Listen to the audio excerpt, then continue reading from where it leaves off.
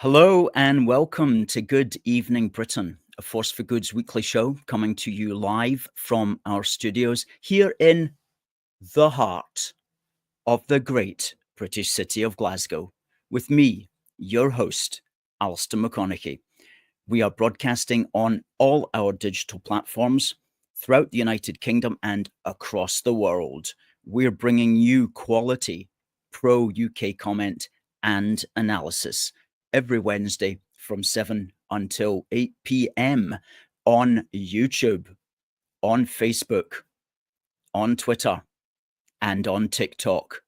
Folks, we are back in the ring to take another swing after our Christmas break, and we are looking forward to 2025. And on behalf of all the team here at A Force for Good, we wish all our viewers and all our supporters a very good new year, a prosperous new year, and a happy year, God willing.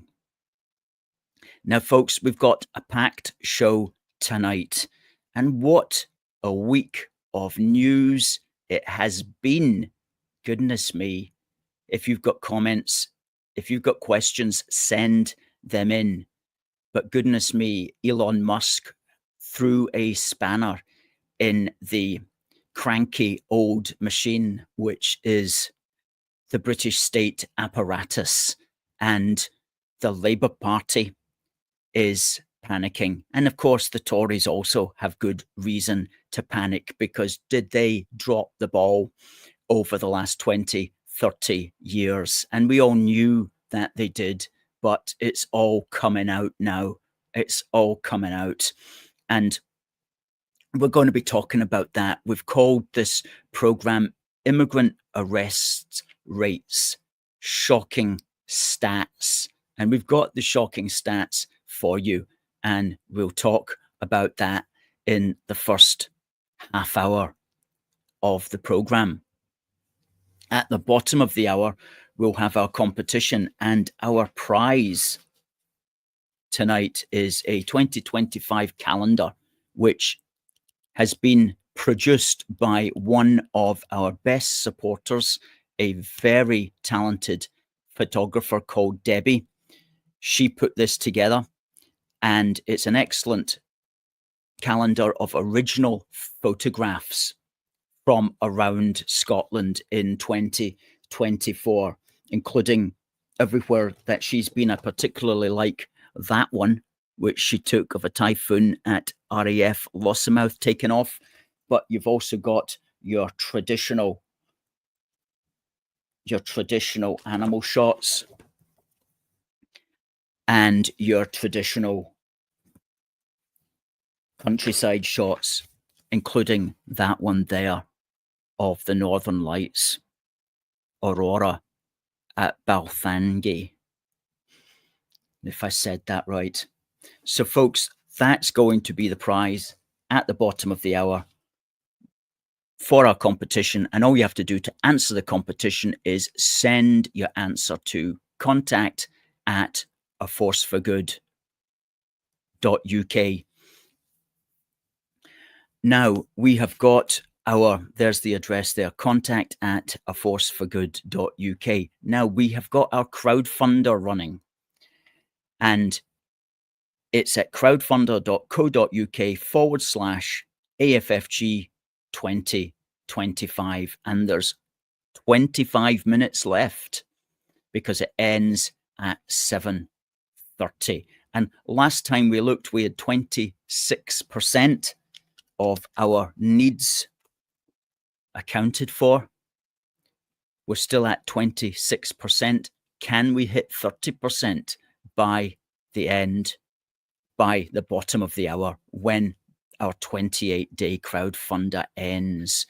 Now, for those of you who like to watch on both a phone and on the browser, let's put up our QR code. Get your phone over that. It will take you as well to our crowdfunder page. There's our QR code. Let's get rid of the bottom there, and there's the full QR code. We'll leave that up for 15 seconds while I talk to you. Let's see who was first in tonight. Okay. Hi to Derek, who says good evening and happy new year. And Derek, thank you for the flag.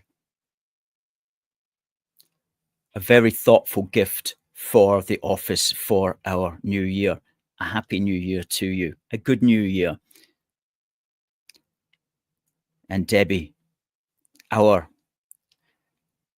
excellent photographer, says good evening, everyone, and happy new year. And Debbie, we are going to be shifting your calendar as the prize on our competition this evening. Thank you for sending that to the office. Oksana says, hi all. Happy New Year, as does Catherine. As does Kat, who says, hey to you too, Kat. And Linda, Happy New Year to you all. Well, let us talk about the issue that's on everybody's mind, the matter that's on everybody's mind, which is a very unfortunate one, a very bad one, a very evil one, but it needed to be brought out. Now, those of us who have been in politics for many, many years have known about that.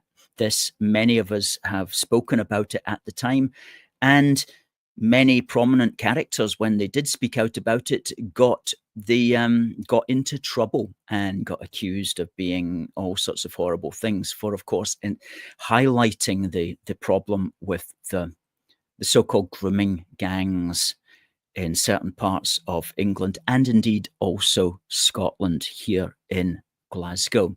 But it's beginning to come out now in a way that the media can't keep a lid on, and in the way that the politicians can't keep a lid on. And a lot of this, I have to say, is thanks to Elon Musk for shifting the Overton window in that direction. By his purchase of Twitter, he has allowed a lot of alternative political points of view, or what are basically alternative to the orthodoxy, to be heard. And we are very grateful to him for doing that. And by way of introduction, let's put up a short, well, it's actually a 4-minute video by the man Rupert Lowe, who is really a rising star in British politics. He was speaking in Westminster very recently. Let's play that video by way of introduction to what we're going to be speaking about.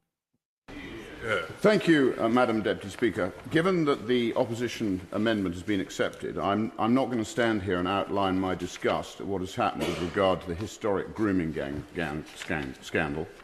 The British people want answers, so I'm going to ask questions of the Labour Party, and several of them. Will the government commit to urgently deporting all guilty foreign nationals involved, including family members who were aware of the crimes and therefore complicit? Wives, sisters, mothers, cousins, if they knew and said nothing, these individuals are just as guilty as the rapists themselves. Will the government commit to stripping citizenship from dual nationals implicated and deport them as well? Race or religion must protect nobody. Will the government commit to pausing all Pakistani visas and foreign aid into the country until the Pakistani government agrees to accept any of its deported citizens that have perpetrated these crimes on British soil, and also imprisons these rapists and their accomplices in Pakistan, however they see fit? Will the government undertake a full investigation into officials who had knowledge of these crimes yet failed to act? Establish a specified task force to root out this wicked evil. Don't just fire these vile individuals, prosecute them. How many girls are estimated to have been raped? Is there a tally for the overall number of rapes?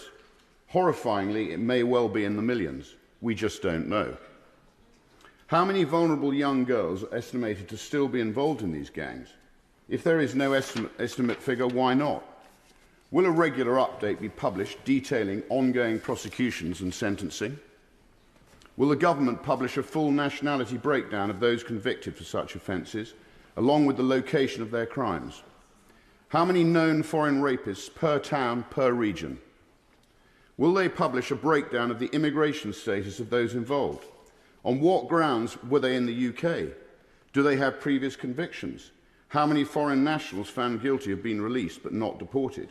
And how many re-offences... I'm going to carry on if that's right. How many re-offences have occurred since release? How many of these monsters are walking on the same streets as the girls they raped and abused? One report suggested a victim had come face to face with her rapist in a supermarket. Is the government comfortable with that? How many of the foreign rapists were in receipt of any form of state benefit? I'm going to carry on if that's right. How many released currently receive any state benefit? How many children have been born following a rape from these men? How many have been given access to the child against the mother's wishes? And how many have used the child as a route to remain in the UK? Will the government commit to preventing this in future? How many deportations have been blocked due to the rapist's right to a family life or other ECHR influences? Will the government set up a dedicated, confidential and accessible official process for whistleblowers to safely raise their concerns regarding foreign rape gangs, ensuring it is safe, secure and easy to find? Will the government release all court transcripts relating to these cases so the British people can understand just part of the horror for themselves? How many of these documents have been hidden due to the cost of release? This should not be an obstacle to transparency on these trials. Will lifelong sentences now be considered for those British citizens involved in the crimes, but also those in positions of power who acted to cover up the scale of the abuse? Which politicians, local and national, had knowledge of these events but failed to act? Again, going as far as to actively conceal what was truly happening. These are the facts that the British people want to know and the British people deserve to know. All of these questions have also been submitted in written form, and I look forward to receiving open and transparent answers. The mass rape of young white working class girls by gangs of Pakistani rapists is a rotting stain on our nation. This is not about Elon Musk. This is not a bandwagon of the far right. This is about the victims and ensuring swift and brutal justice is delivered to those demons responsible. It is about distinguishing between right and wrong. Wow, what an amazing speech that was. And what was particularly useful about it was that he wasn't just complaining, oh, isn't this terrible? He was saying, here's what we can do about this.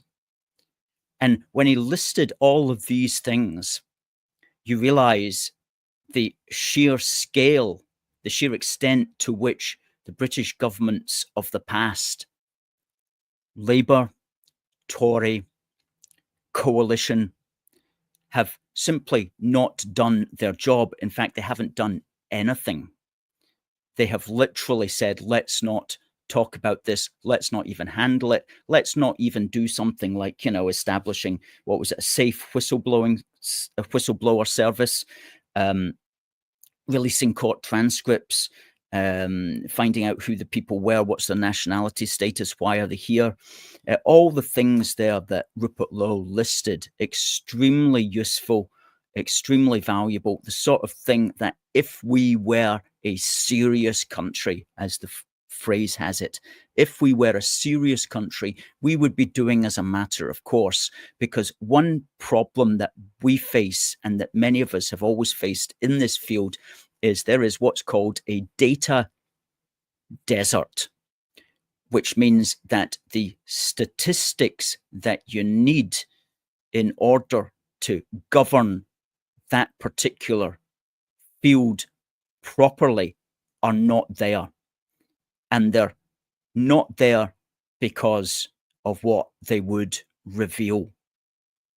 And so we have had successive governments which have betrayed the British people, Labour, Tory Lib Dem coalition, which has have purposely created a data desert so that neither they nor we know what is actually happening in the country. Because if we knew what was happening in the country, if we could join the dots, then we would be able to make the proper conclusions, which would work to get these parties out and to get people who do something about it in.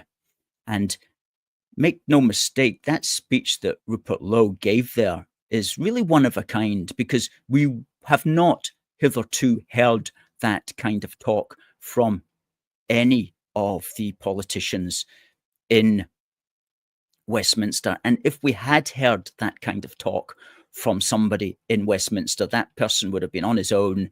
He would have been reviled by the media. He would have been made to be some kind of fruitcake person. But that's changing now. Things are changing. And that's because we got these guys into Parliament, that group Reform, and they're changing the debate. As they say, the Overton window is shifting. So that's really, really important. Thank you to Elon Musk for enabling this to become not just a British conversation, but a European conversation, a North American conversation. Goodness me, you look at some of the comments on Twitter from North Americans, they can't believe it. I saw somebody yesterday saying America should invade Britain.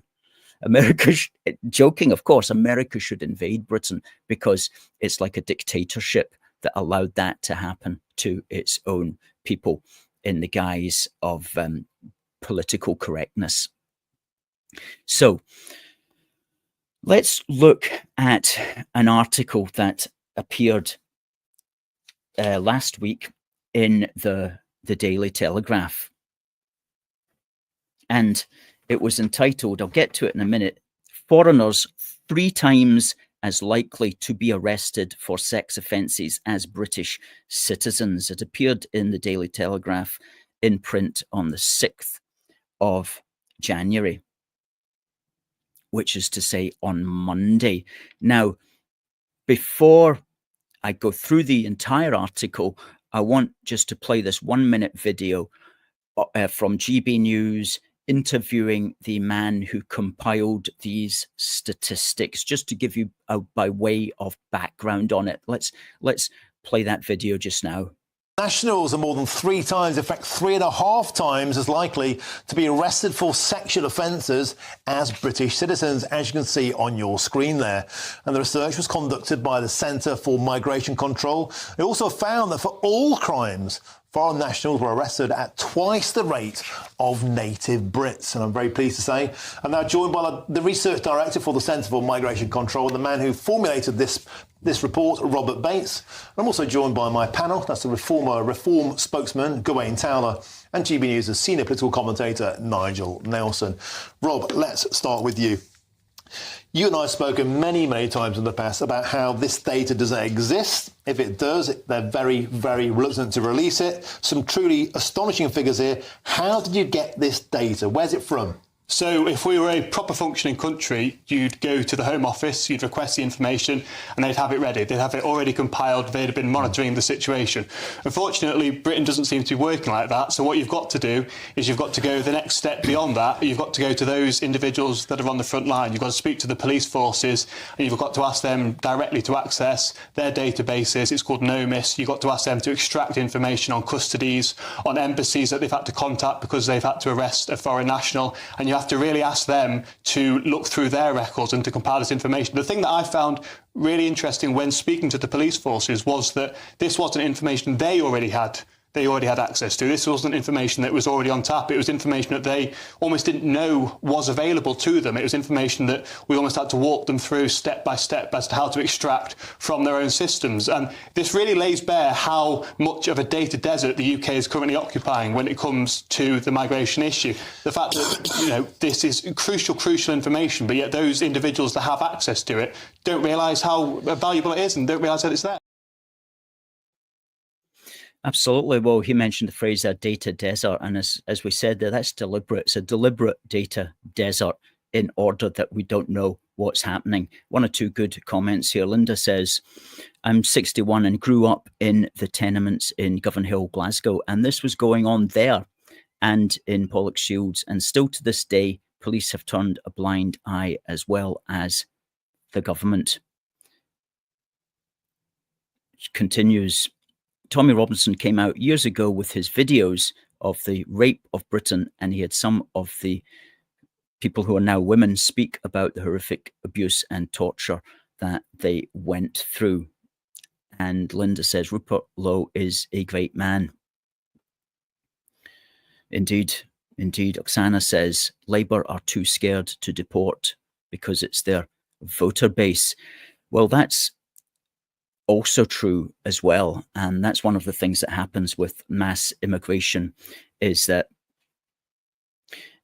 when you bring in people who are very clannish, they're going to stick together, and they're all going to vote for a particular team. And in the 32 constituencies in which Muslim people are most heavily concentrated, all 32 of those returned Labour MPs, according to an article in the Telegraph last week, which I don't have beside me. So yeah, that's absolutely the case. Now, let's look at this article that appeared in the Telegraph. Let me get to the start of it here. Foreigners 3 times as likely to be arrested for sex offences as British citizens. Okay, that's somebody who's got British citizenship, wherever they may come from. But crime league tables put Albanians as the nationality most likely to be arrested, followed by Afghans, Iraqis, Algerians, Moroccans and Somalians. Now, this was compiled by the gentleman that you saw there on GB News, Robert Bates, and his Centre for Migration Control. And it says here, foreign nationals are more than 3 times as likely to be arrested for sexual offences as British citizens, according to the first analysis revealing the scale of crime by migrants. Police made more than 9,000 arrests of foreign nationals for sexual offences in the first 10 months of last year in 41 of the 43 forces in England and Wales. This represented a quarter of the total estimated 35,000 sexual offence arrests, according to the first analysis of its kind by the Centre for Migration Control, taken from data from police forces, the Home Office and the Office for National Statistics. For all crimes, foreign nationals were arrested at twice the rate of British natives, accounting for 131,000 of the arrests. The Crime League table places Albanians as the nationality most likely to be arrested. There were 48 nationalities with a higher arrest rate per 1,000 of their populations than British subjects. So here we've got the arrest rates per 1,000 of the population. Let's get to page 1. Albanians are arrested 210 people out of 1,000. So 20%, over 20%, 21% of Albanians end up getting arrested. That's a crazy statistic. That's a crazy statistic. 21% of Albanians get arrested in Britain. Afghans are coming in at 107 per 1,000 getting arrested. That's 11% approximately. Then Iraq, for some reason, coming in close second at 93 per 1,000. Algeria, Congo, Morocco, Somalia, Eritrea, Iran, Sudan, and Namibia. That's all of whom have a higher arrest rate of 50 or more per 1,000 of their nationalities. Vietnam, Moldova, Syria, Tunisia, Gambia, Libya, Zimbabwe. This is like a Noah's Ark of criminals here. Romania, Guinea, Angola, Slovakia, Jamaica coming in at 25 Jamaicans per 1,000 being arrested. Czech, Egypt, Dominican Republic. What on earth are Dominican Republicans doing in the UK? Goodness only knows. But they're there with literally the rest of the world. Lithuania, Pakistan, Bulgaria, Cameroon, Bangladesh, Sierra Leone, Turkey, Trinidad and Tobago coming in at 18 per 1,000. Nigeria, Brazil, and we're getting to the 48, almost Sri Lanka, Central African Republic, Latvia, Ethiopia, Uzbekistan, Tanzania, Uganda, Poland, Colombia, India coming in at 14 per 1,000. Jordan, Ecuador,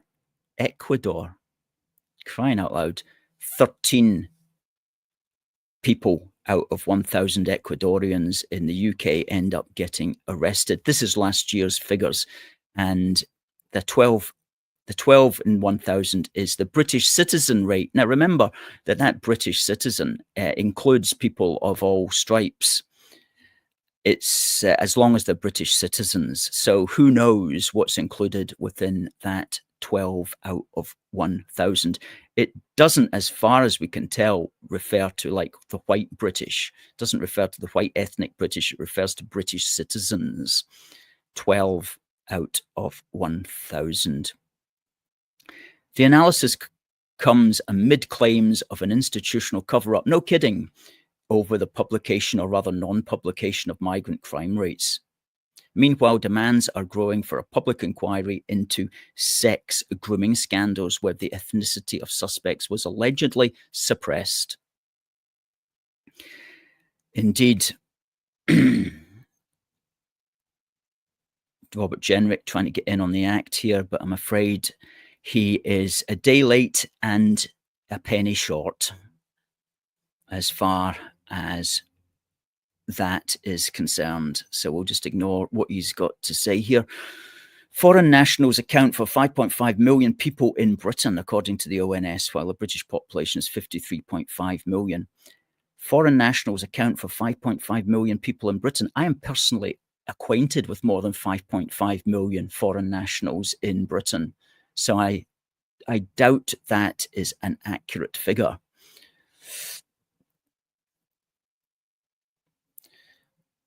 Some forces recorded higher rates of arrests of foreign nationals for sexual offences, it says here.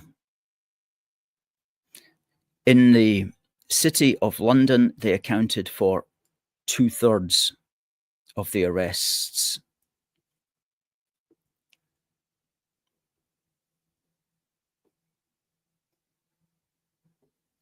There we are. Bring it back up again. In the City of London, they accounted for 2/3 of the arrests. Overall in London, the Metropolitan Police recorded 39%, while in Derbyshire it was 45%, and in the West Midlands 39% of all arrests for sexual offences in these areas being foreigners. It does make you wonder, if there were no foreigners, goodness me, the rates would be an awful lot lower. That's for sure. No wonder. And there you go. Foreign nationals accounted for 1/4 of all sexual offence arrests. And that's it broken down in England.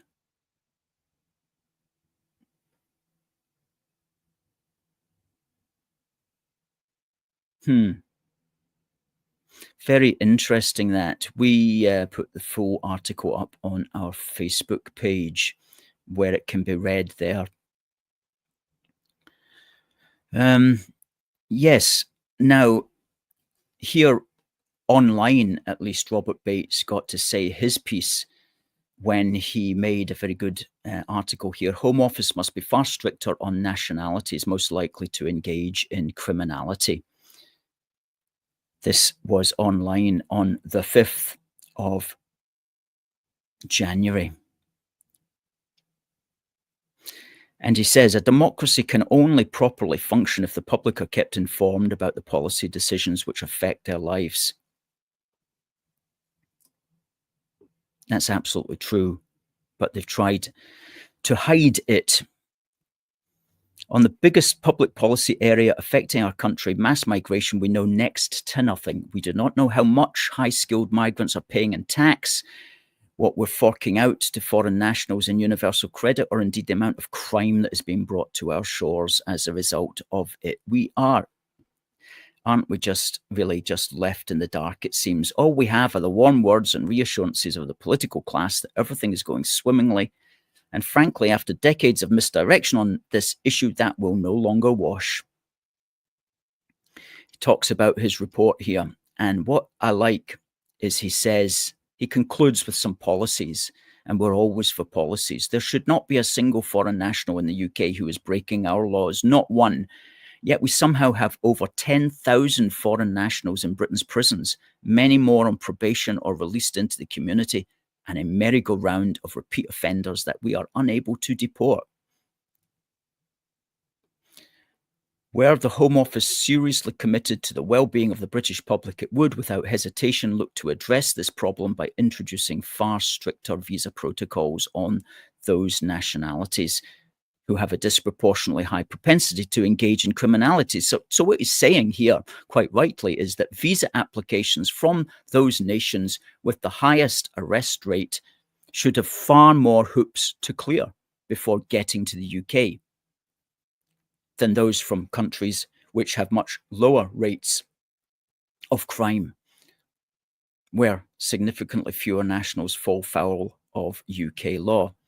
It is a common sense approach utilised by countries around the world, yet in 2020, the Equality Act was evoked by groups to claim that such measures would be discriminatory, and the idea has been discarded ever since. Well, unless I am mistaken, in 2020, there was a Conservative government in power.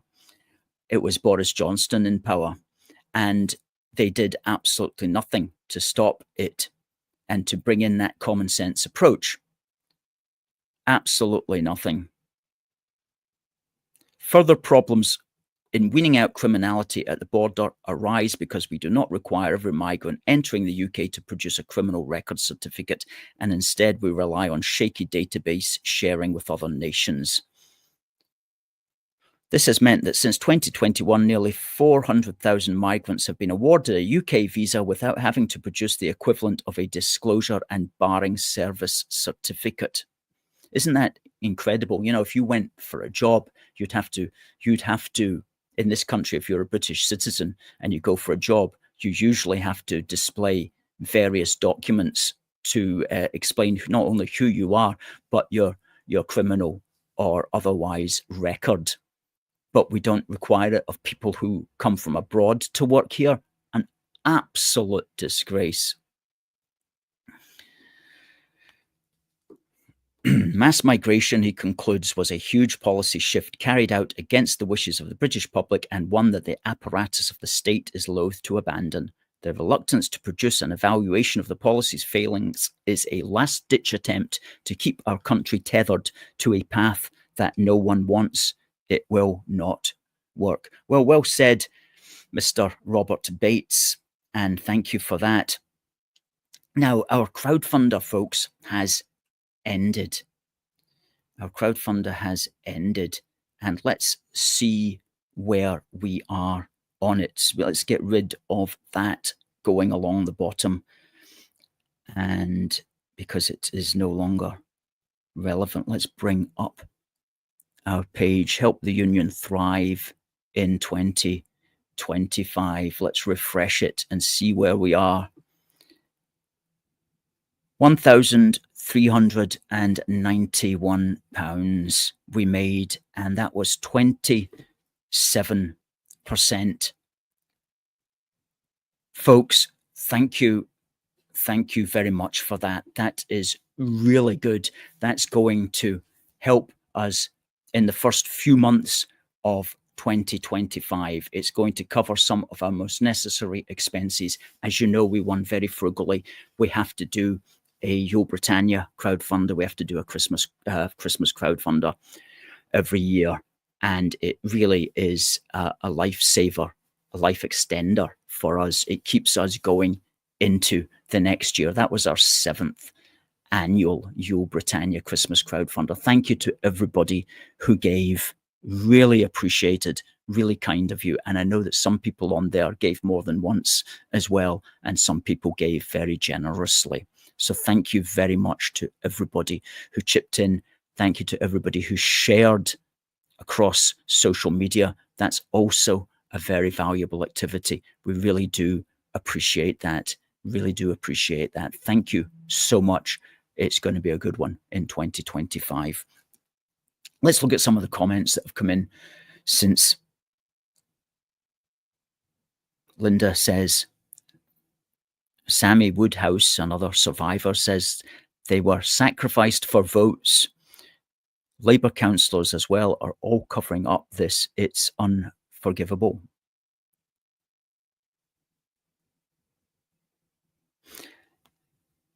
The Herbal Gerbil says asking for another public inquiry is like asking a cheat to mark his own homework. Enough is enough. Free Tommy Robinson. Derek says we have to name and shame any political party that doesn't support getting this sorted out. Absolutely. Well, I can think of 2 or 3 off the bat that don't support it. Paul Hadlow says, I am in a state of shock. Stephen says, this is objective, verifiable, empirical data, but many cultural Marxists just won't accept it as it contradicts their agenda. Paul says, if anyone's safety really depended on them being here, then they would never have set foot outside the UK again once they had arrived. Jess Phillips admitted she's never spoke to or interviewed a single victim of these atrocities, but refused to disclose how many so-called community leaders she's had meetings with.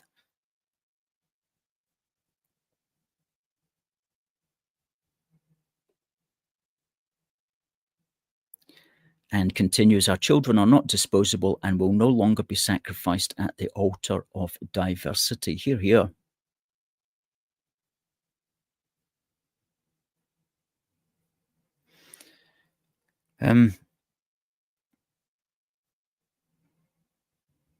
Right. Well, let's, for a moment at least, talk of something a little less upsetting. Paul says, I expect after reading these shocking statistics, you'll need to drink these glasses of wine behind you. Well, yes, if only they were real. Now, on this day in British history, folks, and the prize is this fantastic calendar by one of our best supporters, Debbie. She takes the pictures each year and she produces this amazing calendar of Scottish animals, scenes, and aircraft as well, which is also a skill that she has got. So we'll be giving this away free to the person who gets our competition question right, which will be based on this day in British history. For it was on this day in British history that a particular world transforming Briton sadly passed away. A man everybody has heard of died on this day, the 8th of January in 1941. Lord Baden Powell, founder of the Scout movement, who was born in 1857 in London and in 1899 he went to fight in the Boer War in South Africa, where he made a bit of a name for himself as one of the defenders of the besieged town of Mafeking. But when he came back from all of that in August in 1907, he held the first scout camp at Brownsea Island, which was based on the sorts of guerrilla warfare and tactics that he would get up to when he was fighting for the British in South Africa. And let's put up a picture here of his memorial in Poole in Dorset, where he's sitting there looking out to sea, looking out to the Brownsea Island, where he held the famous first scout camp in 1907. And I've never been to Brownsea Island, but there's also a monument in Brownsea Island as well, which commemorates the event. The experimental camp of 20 boys held on this site from the 1st to the 9th of August 1907 by Robert Baden Powell, later Lord Baden Powell, founder of the Scout and Guide movement. And something that I find interesting about him is that he married a woman who was 33 years younger than him and who was born on the same day as him. He met her. Olive was her name. There she is there with her husband. And the pair of them had 3 children, which is fantastic. He, in that picture, probably looks a little older than he was at the time, probably in his 60s there, with his young wife. Don't know what's happening down in that looks like there's a riot going on in the background, but I think it's actually just a campfire, thankfully. So used am I to seeing YouTube videos like that I've wondered about that one. Okay. And there's some stamps commemorating the 25th anniversary of Scouting. So they must have been released back in the 25, early 30s. Okay. And there's one that was released in 2022 by, that looks like Toga. That's a colourful one. Okay. And that's his grave in Kenya, where he's buried in Nyeri. His gravestone bears a circle with a dot in the center, which is a trail sign for going home, or I have gone home. And then when his wife, Olive, died, her ashes were sent to Kenya and interred there beside her husband. So that was Baden Powell, one of Britain's greatest, as well as Olive, his wife, who really got the Guide movement undergoing as well. But it was Lord Baden Powell who died on this day, 8th of January in 1941. Good stuff. Well, I'll ask a question about that in a couple of minutes, and the winner will get our calendar. Please send your answers, folks, to contact@aforceforgood.uk.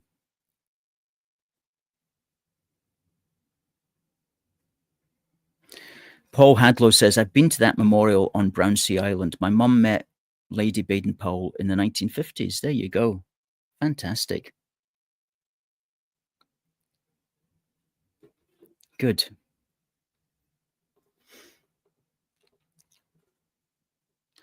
We're just learning here that there was a vote in Parliament today for a national inquiry into this scandal, and perhaps unsurprisingly, that's failed.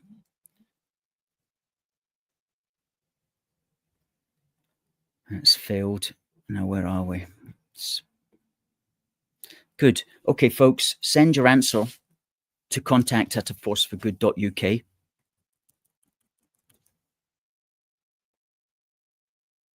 The question, name the famous Briton, founder of the Scout movement, who died on this day. Send your answer to contact@aforceforgood.uk, and the first person to get it right will get this calendar winging its way to you tomorrow. We will announce the winner at the top of the hour. Good stuff. Okay, now let's talk about Anas Sarwar. An amazing video emerged. It's been out for a couple of years, but it just emerged last night on Twitter. I couldn't believe it. I couldn't believe it.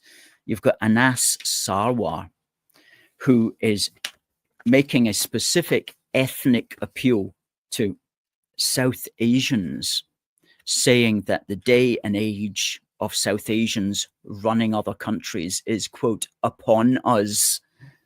Now, we'll play the video and then I will just tell you what he says for those who didn't necessarily make out what he says. Let's run the video.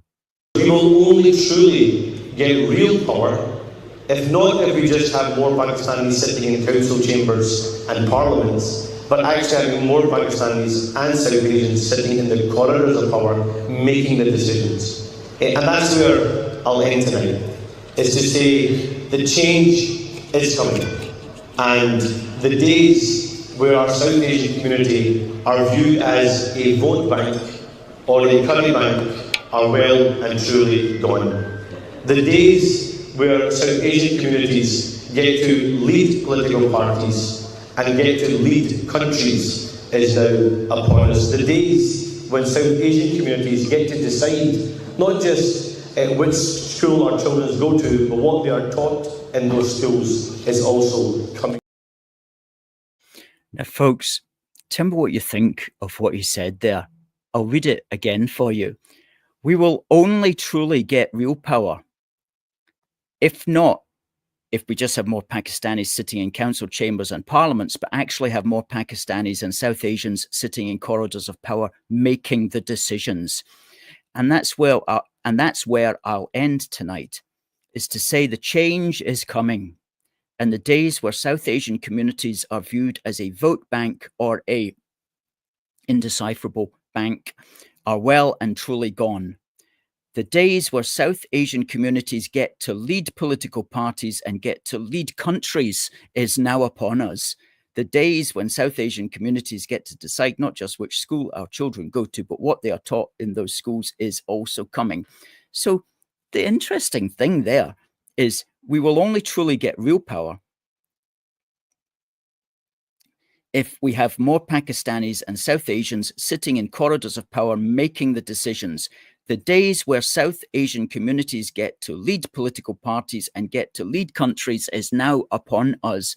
Now, this was a speech that he gave on the 29th of September, 2022, to a group called Culture Asia, in honor of the 75th anniversary of Pakistan independence. And what is notable there is he is making a very ethnic appeal to an ethnic group for ethnic power. We will only truly get real power if we have more Pakistanis and South Asians sitting in corridors of power making the decisions. The days where South Asian communities get to lead political parties and get to lead countries is now upon us. Making a very ethnic appeal to an ethnic audience for ethnic power. And I'm pretty sure he probably wouldn't want you to see that. But do you think that's appropriate to do in Scotland? Now, don't get me wrong. I am all for South Asians leading political parties. I am all for South Asians leading countries in South Asia. I think we're all for that. But it is somewhat surprising, shall we be diplomatic about it, to hear him boast about that in Scotland, of all places. Now, I don't mind him looking out for his ethnic group. I don't see that as wrong per se.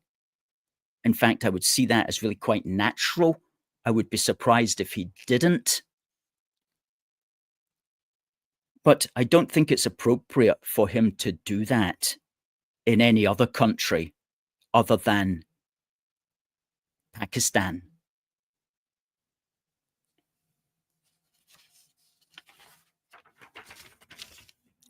Who's with me on that? Who's with me on that? Now, Sarwar is an interesting character because his dad, maybe a lot of people don't actually know this, but his dad basically took over the Glasgow Labour Party, him and his Muslim mates, back at the start of the 21st century. And the Labour people, the white Labour people, got kind of pushed out of positions of power. I remember watching all this from afar and finding it highly amusing, because the white Labour people didn't want to say, look at this guy, he's brought all his mates in and they've taken over the party. They didn't want to say that because it might be perceived as prejudicial. And so they just let their party get taken over. That was then. I don't know what the state of the internal Labour Party in Glasgow is like these days, but Mohammed Sarwar and his mates just took it over. I can't remember what year it was, but it was the beginning of the 21st century. And from 1997 to 2010, his father, Mohammed Sarwar, was a member of parliament, initially for the Govan constituency. And then when boundaries were changed, the Glasgow Central constituency, which was my constituency at the time, between 2005 and 2010. And then in 2010, Mohammed Sarwar decided that he wouldn't stand again at the next British general election. And so he passed the baton to his son, Anas, who was duly elected in Glasgow Central as an MP. And what happened to Mohammed Sarwar? Well, he went back to Pakistan and wait for this, he became the governor of the Punjab. As I say, South Asians running the Punjab. I'm all for that.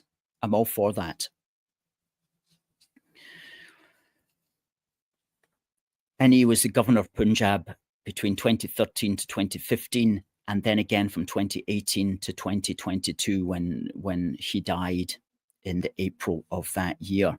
And so his son, Anas, his political career was as an MP for the Glasgow Central seat, which he lost in 2015. And then in 2016, he stood for Holyrood, where he has been ever since. So that's a kind of potted history there of the Sarwar family. What's interesting as well about Muhammad is when he went back to Pakistan, he dropped his dual citizenship, presumably for political purposes. So Muhammad had been a British citizen and a Pakistani citizen. He had dual citizenship, but when he wanted to stand as governor of the Punjab, he had to drop his British citizenship. So he just reverted back to his Pakistani citizenship, which is absolutely fair. I mean, I do not think dual citizens in the UK should be allowed to serve at a legislative level, whether council or devolved or parliamentary. I think that's, you have to make a choice. You know, you can't be a dual citizen and make the laws for a country that you've not fully committed to. Another common sense law that we should have, but that we don't, but that would kick, if we brought that one in, that would set the cat among the pigeons. But I totally believe that. Also, if you're a dual citizen, you shouldn't be able to serve in another foreign army as well, because what happens if we end up fighting you? You know, so I'm not against dual citizenship as such, but it should be highly constrained. And it should be an awful lot harder to get British citizenship. British citizenship should be a very precious possession that is very difficult to get. And instead of just getting it after like 5 years residence, it should be at least 15 years residence. And it should be a certain income levels and all sorts of hoops that you have to jump through before you get British citizenship. This idea of just giving it to every person who got here yesterday, I think is just unacceptable. And again, if we were a serious country, this is how we would behave. And it's how serious countries around the world behave. Okay? It's how serious countries around the world behave, including, it seems, Pakistan.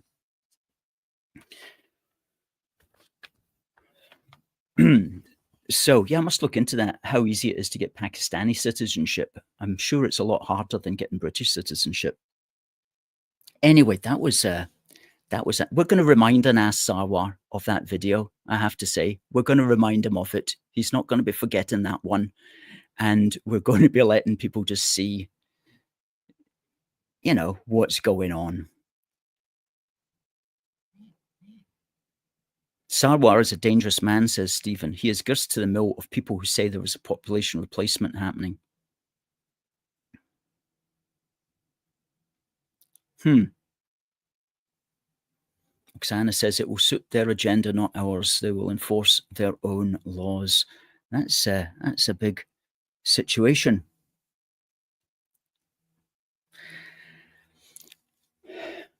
I want to just say one thing about Anas. He's definitely come on in the world, because I met him back when he was in it. I don't know what his situation was. He was maybe out of a job or something, but he was selling the big issue.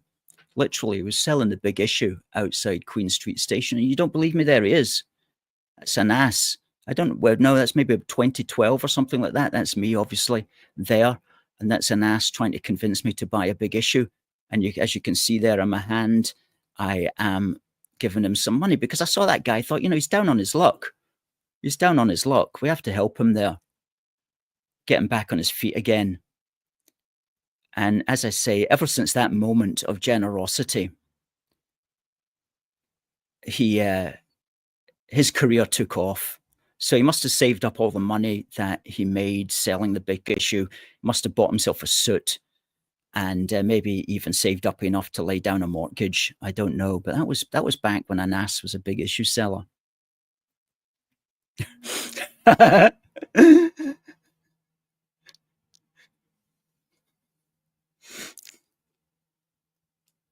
Just to clarify, I think that was a stunt he was doing to raise awareness. But it was a surprise anyway. Folks, let's check if we have a winner of our prize, which is Debbie's fantastic calendar. We asked the question on this day, name the famous Briton founder of the Scout movement who died today in 1941. And the answer was Baden Powell. And the winner is Paul Hadlow. Fantastic, Paul. We'll send you that tomorrow. Now, folks, we've had a good show. We're going to be back next week. I want to just finish by saying thank you to everybody who contributed to our 28-day Yo Britannia Christmas crowdfunder. We hit 27%. In the early days, we were worried that we might not get over 10%. So to get over a quarter of our needs is extremely good. And we're very grateful to all who helped in that effort, everybody who shared and promoted the project. Thank you very, very much. We're going to be back next week at 7 o'clock. So it just remains for me to say, have a great 2025. God bless the United Kingdom, and God save the King. See you next week.